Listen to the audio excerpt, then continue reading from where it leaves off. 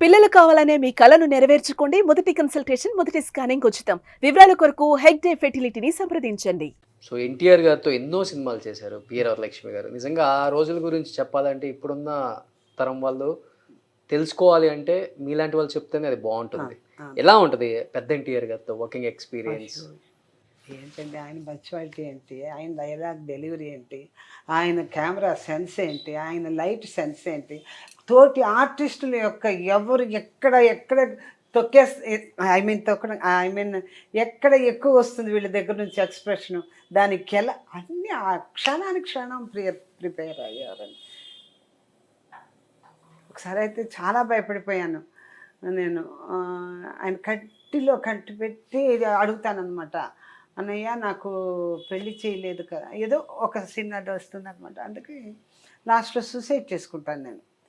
Suicide చేసుకుంటే అప్పుడు ఆయన చూసి మాట్లాడేసి వెళ్ళిపోయి చేసుకుంటాను అనమాట. అందులో ఆయన కళ్ళు చూడలేకపోయానండి. దట్ ఈస్ దాన్ని ఏమంటారంటే తమిళ్లో రాజపార్వే అంటారు. రాజపార్వే అంటే ఒక రాజులకి పెద్ద పెద్ద క్షత్రియులకి పెద్ద వాళ్ళకు ఉంటుంది ఒక చూపు చూడలేము.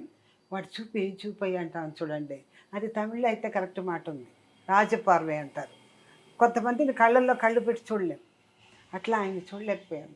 అలాగే ఎంజిఆర్ గారిని కూడా చూడలేకపోయాను ఆయనతో యాక్ట్ చేసినప్పుడు. ఏం మనుషులండి, ఏం వాళ్ళంతా నిజంగా మరలా పుడతారా మరలా వస్తారా అనేదే డౌటే. సెట్లు ఎలా ఉండేవాళ్ళు, ముఖ్యంగా తోటి ఆర్టిస్టులతో సపోర్ట్ కానీ? సపోర్ట్గా ఉండేవాళ్ళు అండి. భయపడొద్దమ్మా, చిన్నమ్మాయి భయపడొద్దు అనేవాళ్ళు. కరెక్ట్గా వాళ్ళని చూసి టైమింగ్స్ నేర్చుకోవాలండి.